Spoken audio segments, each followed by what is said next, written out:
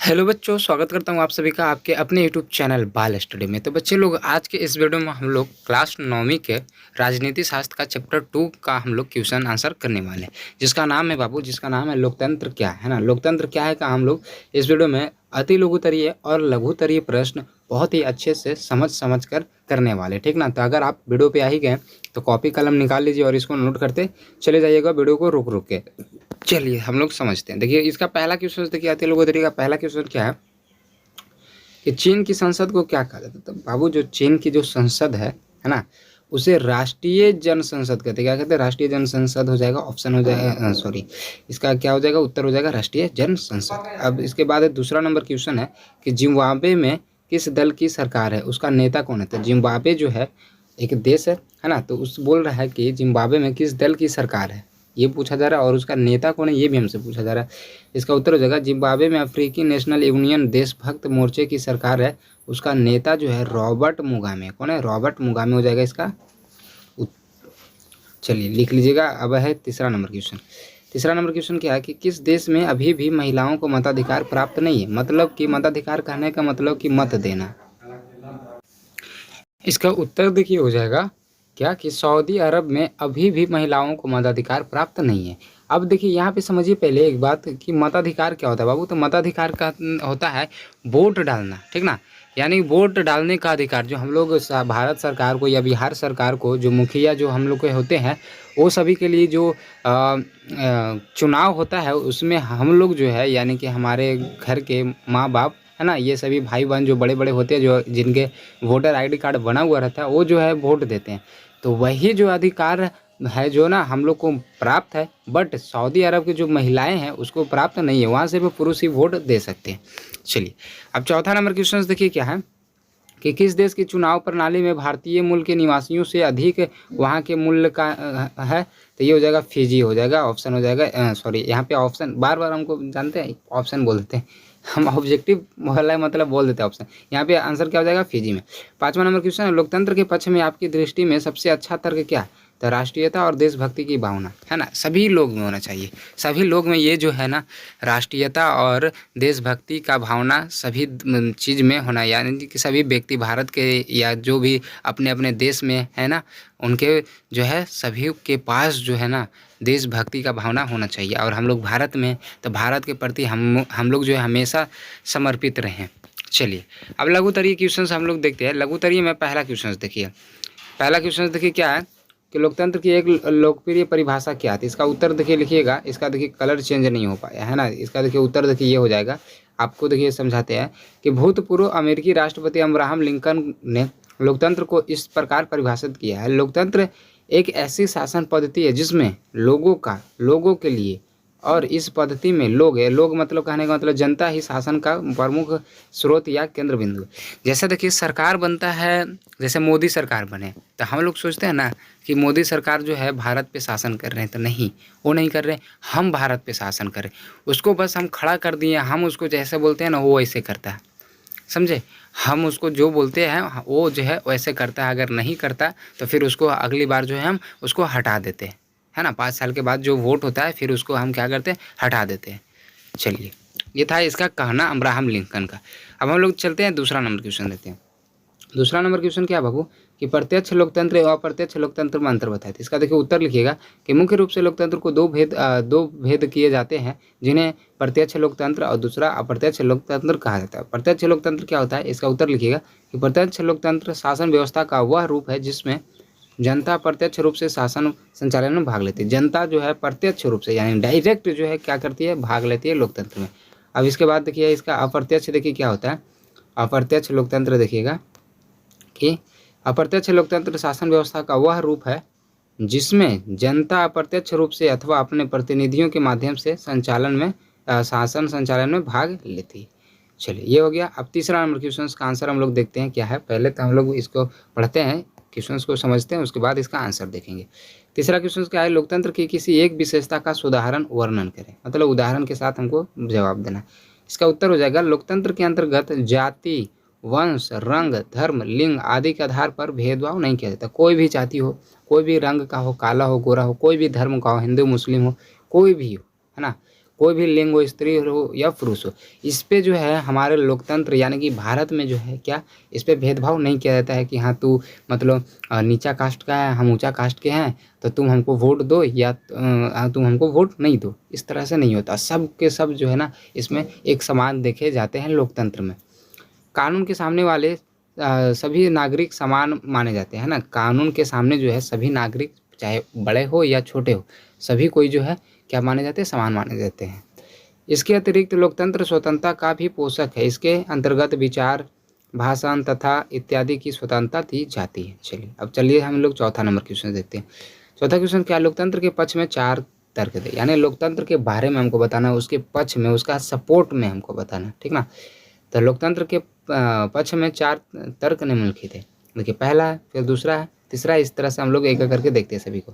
देखिए यहाँ पे देखिए पहला क्या बोल रहा है, लोकतंत्र जनमत पर आधारित शासन व्यवस्था है ना, जनता पे आधारित। जनमत कहने का मतलब कि जनमत यानी कि जनता पे आधारित है, जनता चाहेगा तभी लोकतंत्र यानी कि किसी का सरकार बन पाएगा और नहीं चाहेगा तो नहीं बन पाएगा। यही कारण है कि इसमें शासक एवं शासित के बीच मधुर संबंध देखने को मिलता है। अब यही कारण है, जनता पे है, जनता पे जो है लोकतंत्र अधिक बनता बना है ना। जनता जिसको चाहे उसको जो है सरकार बना सकती है। इसलिए सरकार यानी कि जो खड़ा हुआ है ना, जो वोट मतलब जो सरकार में खड़ा हुआ है और जनता के बीच जो है मधुर, यानी कहने का मतलब कि मधुर संबंध देखने मिलता है। क्योंकि अगर सरकार जो हमसे लड़ी हुई रहेगी, जनता से लड़े हुए रहेगी, तो फिर जनता जो उसको वोट नहीं देगी, वोट नहीं देगी तो फिर वो क्या होगा, पहले से हार जाएगा वो, है ना। समझ गए होंगे। चलिए अब हम लोग दूसरा इसका देखते हैं। दूसरा में क्या है, लोकतंत्र समानता एवं स्वतंत्रता के सिद्धांत पर आधारित है। इसमें कानून की नज़र में सभी को एक समान समझा जाता है। तीसरा, लोकतंत्र का यह बुनियादी सिद्धांत है, वर्तमान युग में लोकतंत्र की हवा तेजी से बहने लगी है। उसके बाद देखिए चौथा है कि लोकतंत्र में क्रांति की संभावना कम रहती है। इसमें प्रत्येक व्यक्ति यह महसूस करता है कि सरकार उनके कल्याण के लिए समर्पित है ना। इसमें जो है लोकतंत्र में क्रांति की संभावना कम रहती है, यानी इसमें लड़ाई झगड़ा नहीं होता है। क्योंकि अगर लड़ाई झगड़ा करेगा तो अगली बार उसका सरकार ही नहीं आएगा, है ना। जैसे अभी मोदी सरकार है ना। ऐसे अगर बिहार में, आप बिहार से हैं आप, तो बिहार में नीतीश चाचा हो गए, है ना, और तेजस्वी यादव हो गए। हम जो है चौधरी कास्ट से है, लेकिन हम सपोर्ट करते हैं तेजस्वी यादव को, क्योंकि वो जो है अच्छे हैं। ठीक, अगर नीतीश सरकार आ जाते हैं फिर से, तो हमारा जो बिहार है समझिए कि पूरा बर्बाद हो जाएगा। इसलिए आना चाहिए कौन, तो तेजस्वी यादव आना चाहिए। क्योंकि देखिए अगर हम रोटी बनाते हैं ना, तो उसमें क्या होता है, रोटी को उलट फेर करना पड़ता है। अगर उलट फेर नहीं करेंगे तो क्या होगा, रोटी जो है एक साइड से जल जाएगी।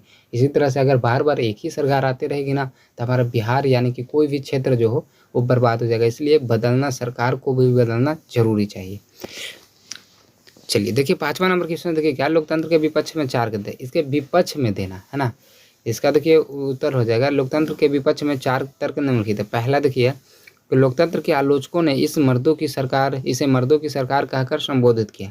इस शासन व्यवस्था में हर व्यक्ति के मत का मूल्य समान होता है। मतलब जो है लोकतंत्र में जो है जो भी है, चाहे वो बड़ा आदमी हो या छोटा आदमी हो, अगर दोनों वोट डाल रहा है तो दोनों का समान मत होगा, यानी कि मतों का यानी कि वोटों का जो अधिकार है या मूल्य है, दोनों का क्या हो जाएगा, समान होगा। परंतु अधिकांश व्यक्ति मूर्ख एवं अशिक्षित होते हैं, अतः बहुमत के कारण चुनाव में ऐसे लोगों का पलड़ा ज़्यादा भारी हो जाता है। अब कुछ जो है मूर्ख होते हैं, अशिक्षित होते हैं। अब ये सभी क्या करते हैं कि थोड़े से पैसे के लालच में आके दूसरे को वोट देते हैं, या तो नहीं मालूम है कि किसको वोट देना चाहिए और जाके वो अंधाइये दे के चलाते हैं। जिसके कारण क्या होता है कि बहुमत जो है गलत हाथों में पहुंच जाती है और वो जो है फिर गलत कामों करने लगते हैं, ठीक ना। चलिए अब देखिए दूसरा इसका है क्या कि अधिकांश शक्ति अशिक्षित एवं अज्ञानी होने के कारण अधिकांश व्यक्ति जो है अशिक्षित एवं अज्ञानी होने के कारण अपने अधिकार एवं कर्तव्यों को समझ नहीं पाते। जिसका परिणाम यह होता है कि एक अनुत्तरदायी सरकार की स्थापना अनजाने में ही हो जाती है ना। जो कि जिसको सरकार नहीं बनना चाहिए था वो भी क्या होता है, सरकार अपना बना लेता है। क्यों? क्योंकि मतलब जो व्यक्ति जो है, जो अशिक्षित व्यक्ति है, उसको मालूम नहीं है कि किसको वोट देना चाहिए, नहीं देना चाहिए, और वो दे के चले जाता है। जिसके कारण जो बनने लायक भी सरकार नहीं है वो भी सरकार बन जाता है। तीसरा है, लोकतंत्र में समय तथा धन की काफ़ी बर्बाद होती है। बात से तो सही है एकदम बाबू। लोकतंत्र में जो समय, देखिए ना अभी कितना चुनाव प्रसार हो रहा है, अभी हमारे क्षेत्र से यानी कि हम गया डिस्ट्रिक्ट से हैं, बट नवादा डिस्ट्रिक्ट से अभी जो है गुंजन सिंह जो कि एक फेमस गायक है ना, ये जो है खड़े हुए हैं। अब बताइए ये सभी जो है अभी कितना पैसा खर्चा हो रहा होगा इधर से उधर घूमने घर में, या समय की बर्बादी, धन की बर्बादी। चौथा, लोकतंत्र में पूंजीपतियों की विशेष चलती रहती है। लोकतंत्र में जो है पूंजीपतियों यानी कि जो अमीर आदमी है उसकी विशेष चलती है। अंबानी चाहे ना तो अंबानी अपना एक खुद का प्रधानमंत्री बना सकता है ना। अंबानी जो है चाहे तो खुद का प्रधानमंत्री बन सकता है या खुद बन सकता है, एक झटके में बन सकता है, समझे। क्योंकि वो जितने भी सांसद है सभी को खरीद लेंगे और सभी सांसद उनके पक्ष में आ जाएंगे, तो बताइए फिर तो सभी को सभी उन्हीं के पक्ष में, तो उनको तो जीतने से कोई रोक नहीं पाएगा। धनी व्यक्ति काफ़ी धनी व्यक्ति काफ़ी पैसे खर्च कर गरीब एवं अशिक्षित व्यक्तियों को क्या करते हैं, मत को खरीद लेते हैं, है ना। समझ गए होंगे आप लोग, ये था इसका उत्तर। अब हम लोग छठा नंबर क्वेश्चन देखते हैं।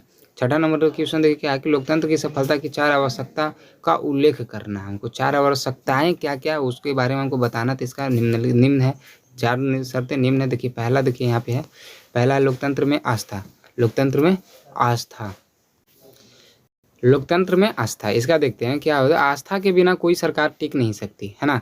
लोकतंत्र की सफलता के लिए तो लोकतंत्र में जनता की आस्था की सबसे अधिक आवश्यकता है। मतलब जो जनता जो है सरकार को बनाई है और उससे कुछ आस लगाई हुई यानी कि आस्था लगाई हुई है, तो उसको पूरा करना सरकार का फर्ज बनता है। अगर नहीं बनते हैं, अगर वो नहीं कर पाते हैं, तो उसका सरकार में यानी कि जो लोकतंत्र में टिक नहीं पाएगा वो, ठीक ना। क्योंकि लोकतंत्र जनमत पर आधारित सरकार है। क्योंकि लोकतंत्र जो है किस पे है, जनमत यानी कि लोगों पे आधारित है। लोगों के कारण ही वो जो है बन पाया। लोग चाहे तो उसको तुरंत के तुरंत हटा सकते हैं, समझे। दूसरा देखिए, नागरिकों की सच्चारिता, जनता को सच्चरित्र होना चाहिए, उनमें कार्यपालन की क्षमता होनी चाहिए, जनता में ईमानदारी, सच्चाई और लगन होना चाहिए। अब देखिए जनता ही भ्रष्ट हो जाता है, सरकार का बात तो थोड़ी जनता ही हो जाता है। क्योंकि अगर 2000 रुपया दे दे तो 2000 रुपये में अपना जो वोट जो है वो बेच देता है, बताइए। तो इसलिए जनता में ईमानदारी, सच्चाई और लगन होना चाहिए।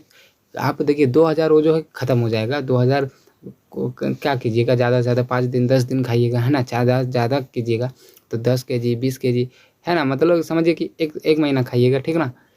उसके बाद फिर वो जो शासन जो बन जाएगा, वो जो आपके 2000 से जो आप को खरीद लिया है, अब वो आप पे राज करेगा और आपसे जो 2000 के बदले 10,000 वसूल कर लेगा। ये सभी सोच समझ के काम किया कीजिए। चलिए अब तीसरा नंबर क्वेश्चन है कि सामाजिक समानता, आर्थिक समानता के साथ साथ सामाजिक समानता भी नागरिकों को प्राप्त होना चाहिए। और चौथा नंबर क्वेश्चन है कि स्वस्थ एवं सच्चा जनमत, जनता की इच्छा है, जनता की इच्छा ही लोकतंत्र का आधारित तथा पथ प्रदर्शक है। ये देखिए उत्तर था इसका। आप लोग को आशा करते हैं कि आपको अच्छे से समझ में आ गया होगा और वीडियो भी अच्छा लगा होगा आप लोग को। अगर आपको जो है हमारे वीडियो जो है पसंद आता है, तो आप लोग वीडियो को लाइक ज़रूर किया कीजिए और वीडियो के नीचे कमेंट ज़रूर कीजिए कि आपको वीडियो कैसा लगा। और चैनल पे नए हैं तो चैनल को सब्सक्राइब नहीं किए हैं तो फटाफट से कर दीजिए, ताकि जब भी हम वीडियो डालें आपके पास नोटिफिकेशन पहुँचे। और दोस्तों के पास शेयर कर दीजिए, ठीक ना। चलिए मिलते हैं अगले वीडियो में, तब तक के लिए जय हिंद, जय भारत।